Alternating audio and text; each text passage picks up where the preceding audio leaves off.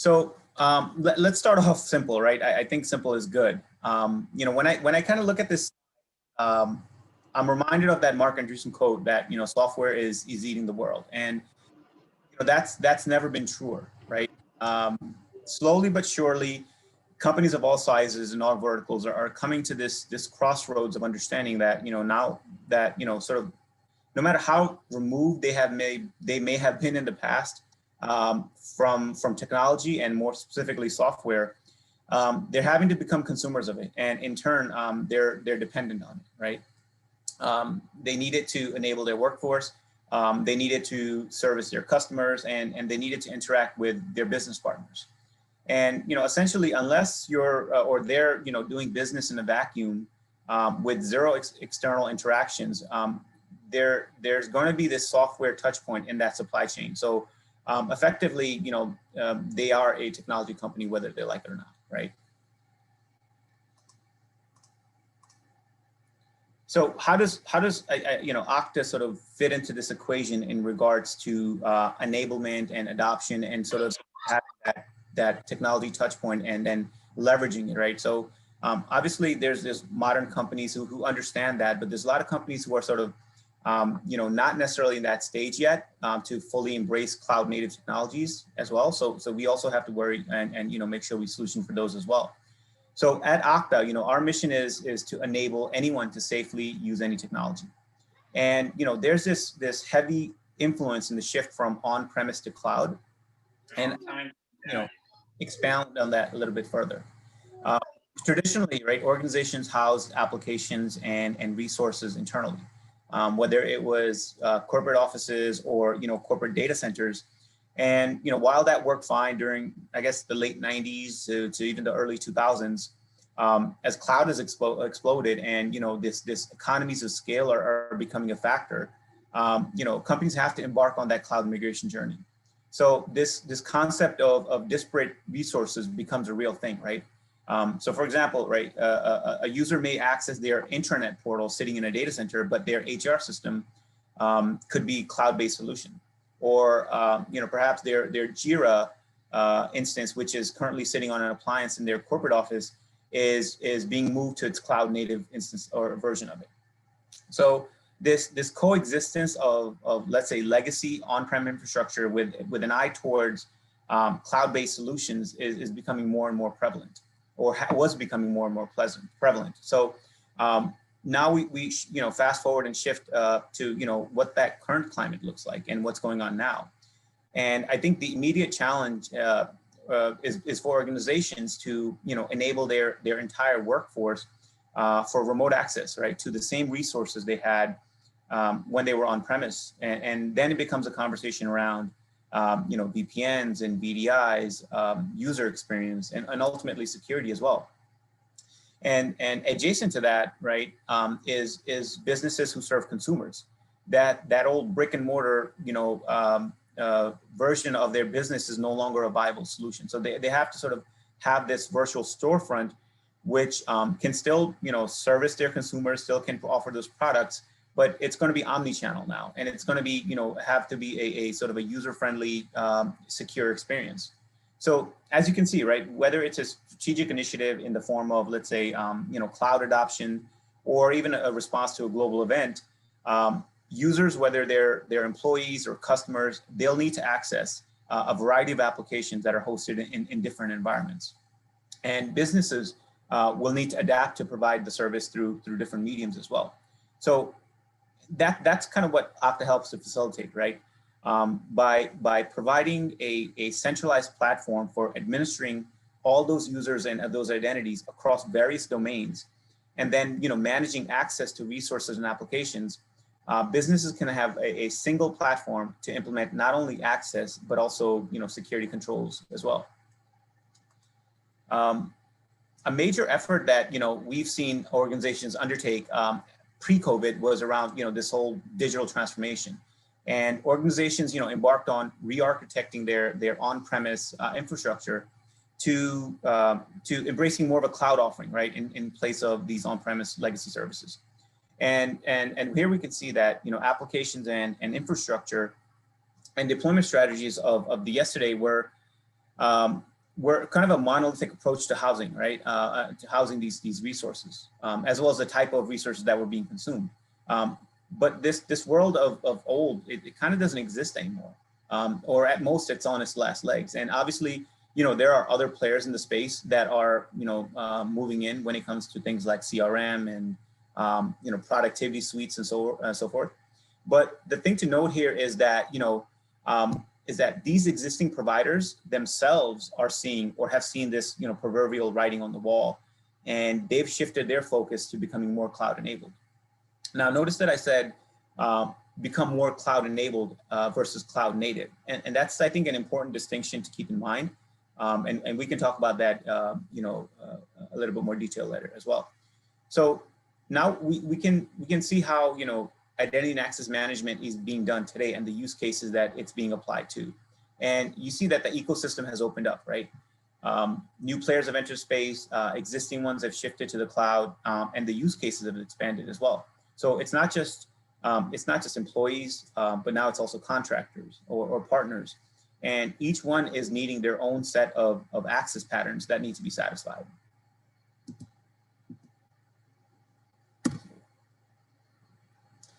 Okay, so I think this is probably my favorite slide here. When we talk about zero trust, and it's a term that everyone on this call probably has heard, and a lot of us have heard it way too much, right? Zero trust security, zero trust approach, zero trust architecture, achieve zero trust. Let us help you, realize zero trust. All these, you hear it, every which way. And it's not just, vendors, it's technologies, it's implementation partners, consulting services. They're all beating the zero trust drum. And while most are genuine in their delivery promise, right, some are not, because it's such a commoditized term and tremendously popular that organizations are just lining up to purchase something or the other just to say that they're on that zero trust, journey, right? But to enforce that ideology behind zero trust, the premise behind zero trust dictates that, we follow the principle of least privilege. So precisely whatever, capabilities a person needs to do their job is exactly what they should be allotted. And furthermore, that allotment, again, achieved through an authentication process, needs to be continuously monitored, and that access needs to be altered accordingly.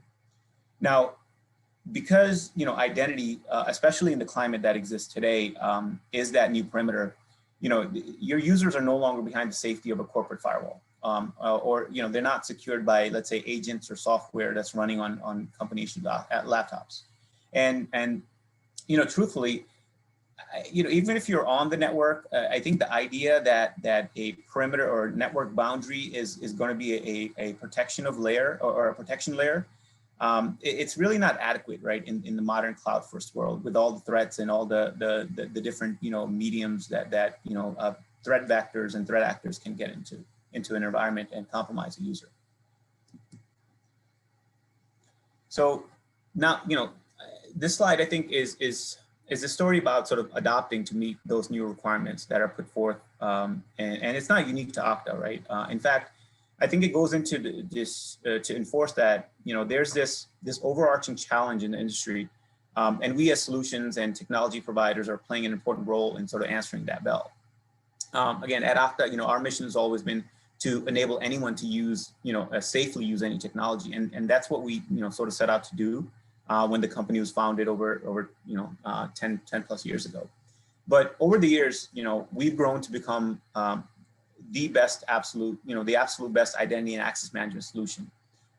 And, again, like I said, we're a fully, cloud native multi-tenant solution with global presence. We have customers both big and small in all verticals, in financial, healthcare, education, government, technology, all that, right? So this kind of, evolution has also focused on sort of, providing, seamless, secure access to employees, partners, or customers to create a unified identity solution for the entire business. For example, we have, I think, about 9,500 employee customers that are, performing over 100 million authentications daily. And, our integration network has over 6,500 out-of-the-box connectors, sort of, to help, again, in times like this where you need to have a rapid migration. You need to have agility. You need to be able to adopt to cloud faster. And you can't be, stuck on sort of, writing and rolling your own solutions when it comes to integrations with leading, SaaS applications or even on-premise applications. Security is built into the fabric of what we do, because what we do, by its own admission, is the absolute linchpin in access and authorization systems, right? Which is identity. So I'll just go briefly through some of our product offerings, right? Just to help you guys understand, what space we play in, right, from an identity perspective. Again, it's the Okta Identity Cloud is built on the industry's most reliable and secure platform. And from an offerings perspective, we have things like Universal Directory, which is allowing you to centrally house and manage identities, right, from various user sources. So whether it's Active Directory or HR or Salesforce, or even somebody can bring their own identity provider, right? We can house all that and store it and administer it centrally in Okta. Obviously, single sign-on is something that you can't live without. It's almost become commoditized right now. But as you start to consume in more and more applications, you absolutely want to eliminate passwords and leverage a more secure way of authentication. Lifecycle management, again, this whole process of managing the joiner, mover, leaver process, from birthright all the way to, let's say, deactivation or termination of an employee. All that has to be properly reflected in your, again, identity provider and your downstream applications. And we do that through our lifecycle management. And with APIs, not all authentications involve humans explicitly, right? So as you have applications, services, or machine-to-machine communications, those APIs need to be protected, and we do that through API access management. I think adaptive MFA is another one that's really critical, right? Maintaining the identity is critical to the security posture for an organization. And we can make contextual evaluation of a user's authentication requests and present them with a multitude of scenarios, right, for assuring identity validation. Part of adaptive multi-factor authentication is behavior detection, where you can actively assess the behavior of a user, whether they're, let's say, coming from a new device, a new location, impossible travel, all these things that were baked into their behavioral profile, and any deviations from it, we can pick up on that and then act accordingly as well. We have a couple other products as well, advanced server access for securing access to your server workloads. Okta Access Gateway, which basically allows you access to on-premise resources. So obviously we realize, the migration to the cloud is not it's not a overnight success. It's going to be a journey. So in that interim, we want to be able to allow everybody to securely access on-premise resources as well, without the need for things like VPNs and secure tunnels there. Obviously, dev tools, we have SDKs that let you build. Again, I talked about this whole consumer identity perspective, but helps you build and integrate authentication into your own applications, and then leverage the power of the Okta Identity Cloud as well. So finally, I'll wrap up with this, but I want to reemphasize that again, our mission statement and put more of a direct message behind it, right? So not only do we want to enable everyone to safely use every technology, but we also want to aim to ensure that the right people have the right level of access to the right resources in the right context. And that access is assessed continuously with the least friction in mind, right? Now, one of the defining characteristics of Okta, and I think a pillar of strength for us, is that we're vendor neutral. And part of that is being able to partner with best of breed solutions like a Netscope to help strengthen and mature that ecosystem. And while we can provide best-in-class security and authentication, at the front door for your resources, right? Once you get inside, you still need to enforce proper controls and policies. And I think Nuno, who's going to be speaking from Netscope, can get into the details of how we do, security post-authentication and some of the offerings from the Netscope side. So Nuno, I'm going to pass this over to you. Thank you, Gurinder. Can you guys hear me okay? Yep, can hear you loud and clear. All right, awesome. Just like a good marriage, right? Where sort of there's a little divide and conquer. Somebody's responsible for taking care of the kids, doing grocery shopping, while other people go out and do yard work, right? That's how Netscope and Okta integrate with one another. So let me share my presentation here. And 1 second, sorry. And share screen. And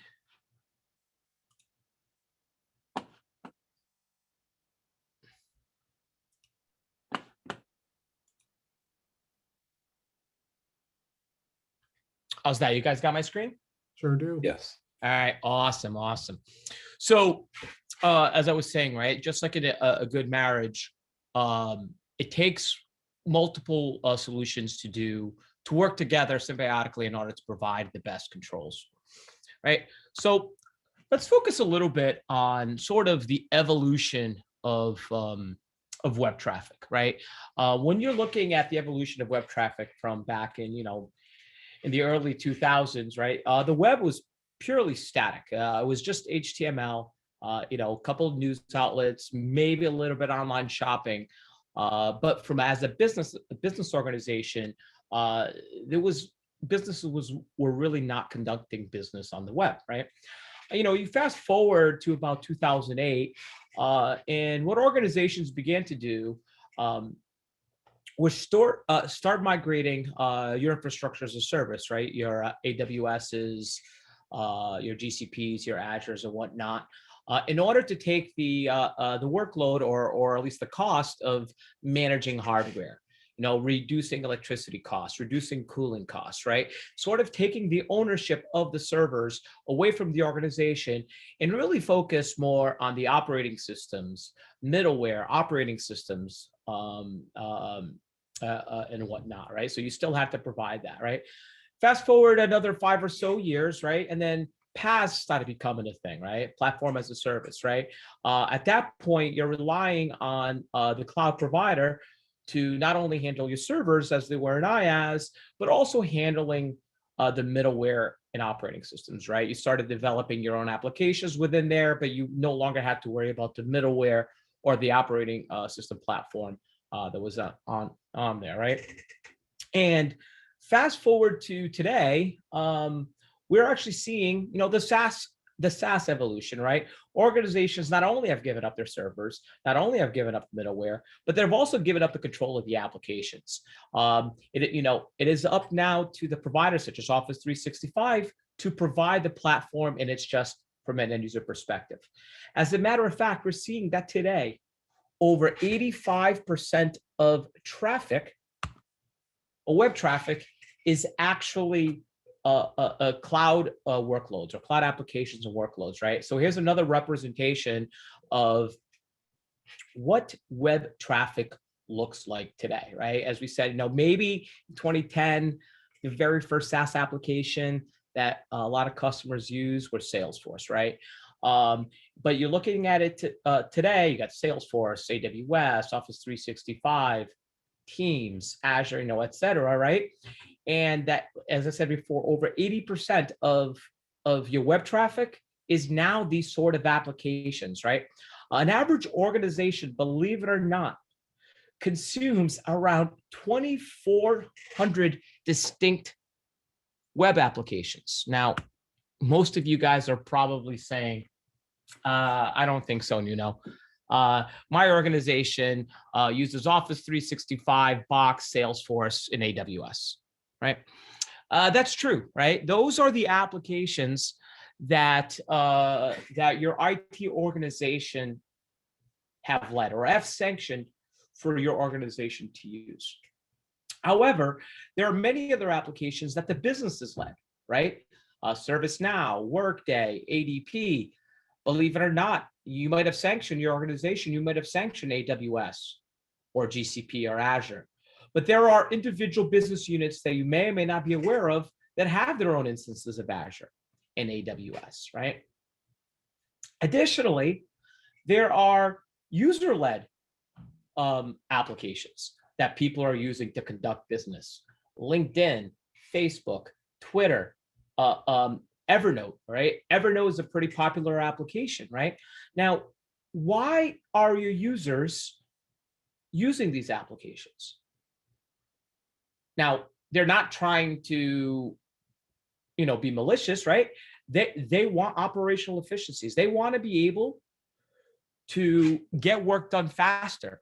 And these tools that are exist in the cloud make it much more easy for them to do. Share files with external partners, clients, right? As an organization, what should you do? Should you block users from these applications? At what cost? Productivity, right? Right? And your users themselves, right? Your users themselves could be anywhere, right? They could be, as we all know now, right? We're all sitting at home, except for Eric. But it could be at home, we could be at a Starbucks, we could be in the office, right? We could be anywhere, right? So not only are your applications anywhere, your users are anywhere, and in addition, your data is everywhere. Now, what should we do? How should we secure your users, your applications, your data, right? Enter the Secure Access Services Edge, or also commonly known as SASE, right? And all SASE is, we talked about sort of a few minutes ago, we talked about the evolution of sort of SaaSifying SaaSifying things. First was infrastructure as a service, and then platforms as a service, and then the software as a service, right? The next evolution of that, what we haven't SaaSified or provided as a service, has been services that you typically provide on the edge, right? Your firewall, your secure web gateway, your cloud access a security broker, your DLP, your VPN, right? Right. We have to understand or come to a realization, and Gurinder alluded to it earlier, that the perimeter as we know today, or as we knew yesterday, is gone. As I said, your users and your data are everywhere. The perimeter is no longer a location.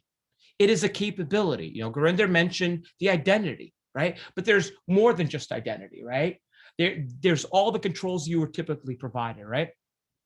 As I said, the data center is not the center of the universe. Your users now are, right? And we have to look at the perimeter as now being a dynamically policy-defined edge, deployed when and where it is needed. Basically, the oversimplification of SASE, as I said, is what things that you typically do in your perimeter are now getting delivered in the cloud.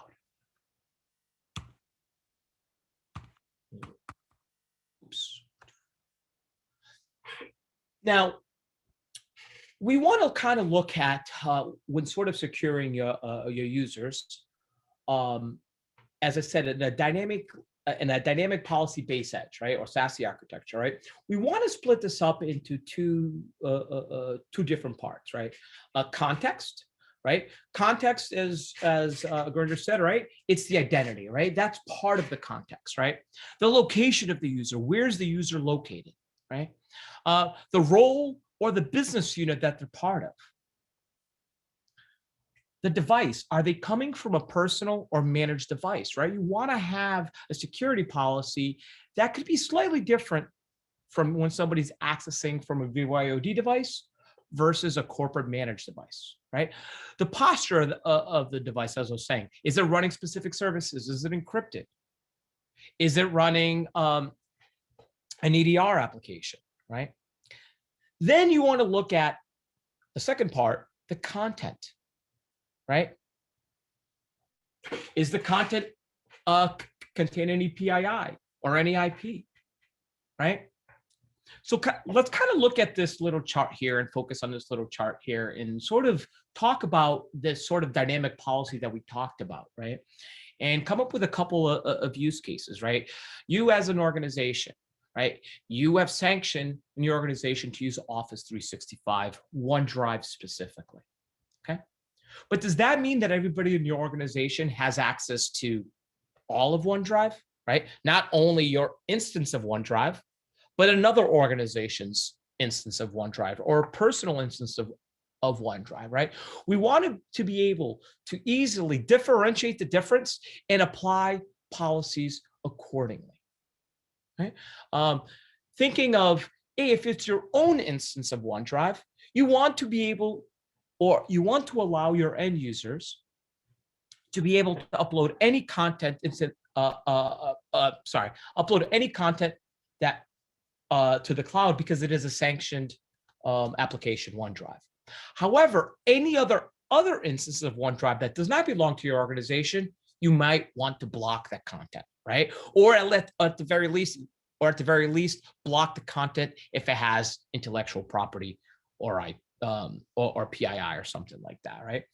The inverse is also true, right? You might want to allow any downloads from any other Google Drive or any other cloud storage that exists out there, but you do not want to download files with malicious content, right? Rather than a DLP from a data exfiltration, but more so from a threat perspective, right? Additionally, we might not necessarily want to block somebody outright, right? We want to have the ability to coach the user to say, hey, Mr. End User, are you sure you want to do this, right? A lot of the data exfiltration that happens or any of the threats that enter your organization are typically not users trying to do something maliciously, right?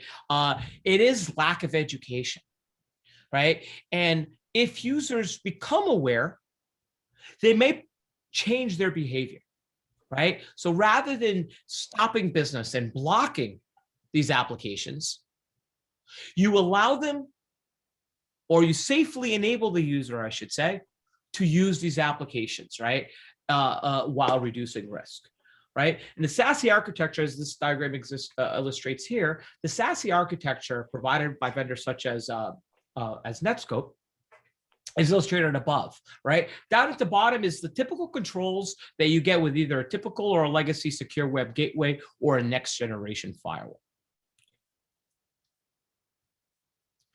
Now, how is all this possible, right? Or how is this all built out, right? The architecture of this of a solution matters. The latency matters, right? A lot of these vendors that are getting into the SASE market, right? They use the public cloud, right? They leverage AWS, they leverage Azure, they leverage GCP, whatever the case may be. That's great from a backbone capacity, but this adds latency to and from the public cloud, right? You're at the mercy of whatever the public cloud can do, right? It becomes very cost prohibitive, not for you as the end user, but the vendor providing the SASE architecture, right? And a lot of these solutions, they are not building something from the ground up, right? To deliver a cloud native solution to provide the security. They are taking their legacy infrastructure that exists on-prem and literally just virtualizing it and provide the same level of controls just being offered in the cloud, right?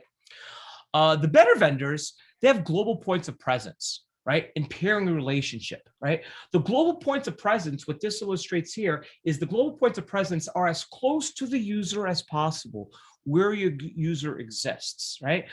The pairing relationships, on the other hand, allows that once the users get to the global points of presence, they get to their applications as quickly as possible, right? Think of this as like getting on an on-ramp on a highway. You want to have an on-ramp as close to the user as possible, but once you get on the highway, you can get to where you need to go very quickly and very easily, right? Just wanted to touch real quick again, sort of on the, a lot of vendors will take an existing solution and literally just virtualize it and put it in AWS or Azure, right? That's a lot like Netflix, for argument's sake. There used to be the CD model, which a lot of people or DVD model, I should say, which a lot of people are forgotten. All right, that's like them taking and putting a DVD spindle or a DVD player up in the cloud and streaming that way, right? They had to build the infrastructure from the ground up in order to provide and be able to deliver solutions that are needed today. Okay. So let's kind of take a look at this from in a pretty visualization, right?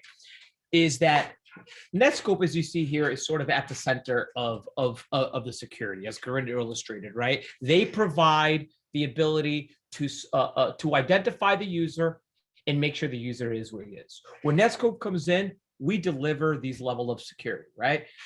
We'll provide your content filtering, the traditional legacy pure HTML that exists, right? We'll give you the controls for your SaaS applications, all your cloud-based applications, whether or not they're sanctioned by your organization or they're user-led or business-led, right?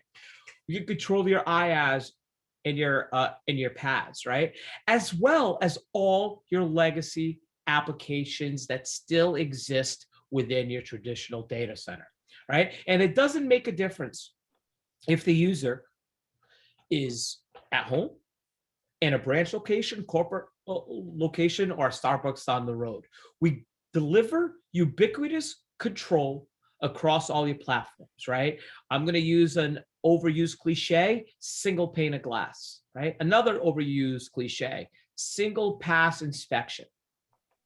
However, what is not cliche is that this is a single way to express and enforce policies where you use the same policy for all your services. Not a single pane of glass that has very distinct controls. It is truly a single architecture in which you enforce. Because at the end of the day, a user, whether they're going to the web, a SaaS application, infrastructure as a service, or a legacy application that exists in the data center, it's just a user trying to get to their data. Thank you. And any questions? Thank you both, Grinder and Nuno. If you guys do have any questions, feel free to pop them into the chat while our chocolatier and our sommelier gets ready. I will convey any of them if I see them pop up throughout. Doesn't look like there's any just yet, but you're sticking around for the wine and chocolate portion of this, so that'll be good. Oh, there is one question. What SIM product integrates best with Netscope? Well, all of them, though. So obviously the most commonly used ones are Splunk, but we will integrate with any a SIM that exists out there. Some of them sort of from, I would call it from a legacy way of using syslog, but something like a Splunk, it just uses API, so it becomes cloud to cloud securely without using syslog. Any other questions? Feel free to pop them in. How many employees does Netscope have nowadays? I know that Netscope is growing very fast now. Around 1,200. So I've been in the organization for about 16 months. When I joined, there was low 800s. So in about a year and a half, we went from 800 to about 1,200. Very cool. All right. Can you expect expand the integration between Okta and Netscope? I also understand there's a relationship with CrowdStrike and would like to hear about that a bit. Sure. So I'm going to share my screen again. And I'll go back to this slide. Sorry, give me 1 second here. Share screen. Let me share this one.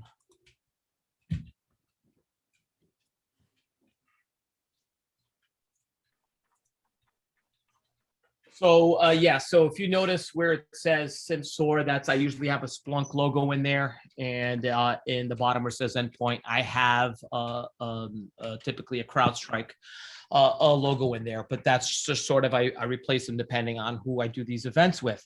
So our integration with Okta is specifically from a reverse proxy, right? To identify users that are coming from a BYOD device, in which what ends up happening is when the user goes to, let's say, Office 365 as an example. And you know what? I'll actually even go through that process. You know what? I'll show you a slightly different way. I changed my mind how I was going to do this. Oops.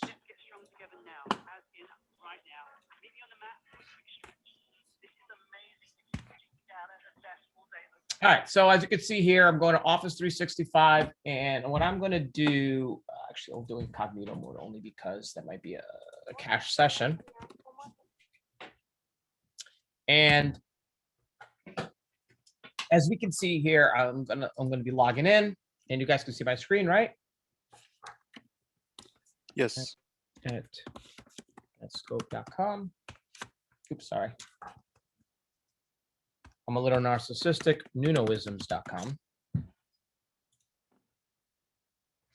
And now it's taking me to the Okta integration. Log in. And now if you kind of look at your browser or look at the address bar in my browser, it is now, it's not Office 3, I mean, it is Office 365, but the suffix is goscope.com, right? So basically the browser, what ends up happening, does a bunch of redirects, but basically the application or the service provider, which is Office 365, sees us as the IDP, okay? And the IDP in this case would be Okta, sees us as the service provider. So we insert ourselves in the middle in order to provide security from somebody coming from an unmanaged device, right? A mobile device, a personal device. And Okta provides sort of, as I said, the ability to identify, to validate the user is the user that he's supposed to be, right? And then we take over control at this point in time, and we can control the content and the data that exists in there, right? That's our integration with Okta. Right? Our integration with somebody like a CrowdStrike, what we end up doing is we end up sharing threat intel with one another. So if CrowdStrike identifies a threat on a device that has CrowdStrike in it, we can then apply, we'll take that that information, the IOC that was uncovered by CrowdStrike, and then implement that from that data from even getting on the device itself, because we can block it on the internet or at the download level, so it doesn't even hit the desktop. The inverse is also true, right? If we identify a threat by somebody downloading a file, right, whether it's through our own threat intelligence or a third-party threat intelligence, we share that threat intelligence down to the EDR, in your particular case, you mentioned CrowdStrike, and then they can enforce the policy locally on the machine if that threat entered that machine for means other than the cloud.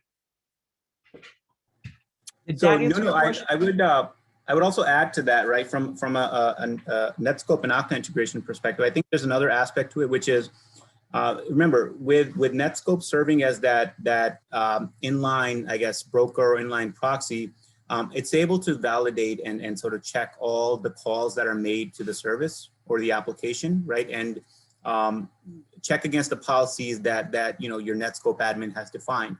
And based on that, if there is a violation against that policy, Netscope can actually go ahead and call out to Okta and prompt for things like MFA, or even things like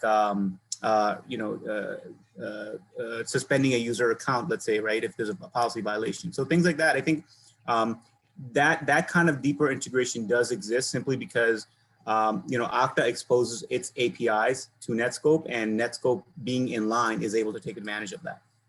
Yeah, Gurinder, that's a great point. Yeah, like, so sort of a use case to elaborate on that a little bit, right? Think of a user that is uploading a file when they are off network, right? To a cloud storage, right? If they're going to apply the DLP, hey, let's make sure that the user didn't leave the laptop unlocked at a Starbucks, went to the bathroom, and another user came in. So when they are uploading that data, sensitive data, to a nefarious storage site, yes, we will then prompt an MFA, a two-factor step-up authentication to say, hey, is this really the user that's doing this? Let's do it again. Yes. So Gurinder, that is another great integration that Netscope provides with Okta. Absolutely. Hey, Nuno, can the Netscope solution help like the forensic teams? Yes, The yes. information it has? Yes, we have very detailed forensics. So as I talked about that classification of machine, right? We're going to be able to tell what operating system is on, what applications are installed on that you monitor. Does it have a certificate? It's going to tell you all the content. It's going to give you all the user information, operating system name, the data, the content that's in the files, right? If you choose to apply DLP on it, right? So we do have very deep forensic information within our platform. And is there a lightweight client? Our client, so it's a very lightweight client. So to keep in mind, the Netscope client that exists, there is zero enforcement in the client. Think of our client really as a simple VPN tunnel to our cloud infrastructure. When I showed you the slide that the cloud, right? SASE, all the enforcement is done in the cloud. There is no enforcement being done on the client itself. Is there any infrastructure that needs to be deployed on-premise or within the corporate network? Nope. For Netscope? Nope. The only time that there is some sort of on-prem infrastructure is if you do leverages for ZTNA, Zero Trust Network Access, or basically remote access VPN to allow you access to your legacy applications that still reside in your data center. That is free. It's just part of the sort of the user model. It's just a VM that you plop up anywhere you have applications to allow access. Think of that like as a virtual VPN concentrator.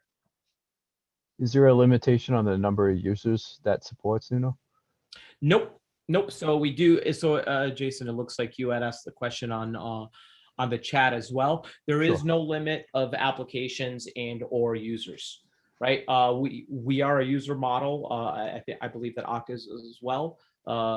So it's that. So there is no limit. Our infrastructure, I showed you our data centers that we had globally, our points of presence. Every point of presence is scaled to handle at least 1 terabit per second of traffic flow. That is not 1 terabit of traffic of UDP traffic. That is fully secured traffic doing SSL inspection at 1 terabit per second. And for applications, we have predefined or pre-classified 34,000 applications, but you can create your own little any applications that you choose to in addition to that. Thanks, Nuno.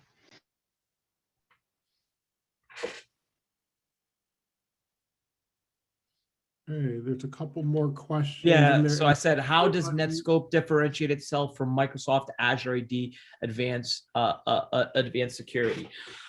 So there are many things, but at a high level, that the Microsoft Azure AD or the MCAS, really focuses more on the Office applications, right? We actually integrate with them by leveraging something like RMS, so they can classify the data that's in there, and then we can apply that policy across all the SaaS applications that exist out on the web, right? And that tool set is more intended to handle data at rest, right? You could prevent maybe sharing the data externally or anything like that, but our goal is to provide security we could do that as well with our own product, right?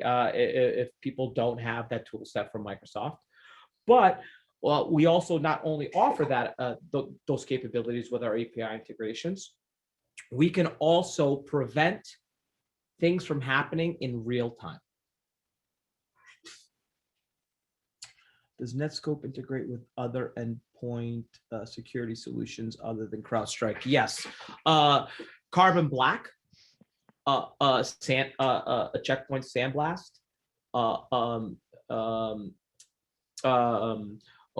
Basically, the simple answer, rather than me start naming a bunch of vendors, the best way to describe it is anything that supports Stix or Taxi, we will integrate with.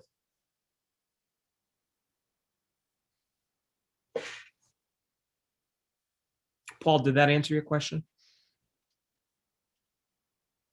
Yes, it did. Thank you very much. Okay.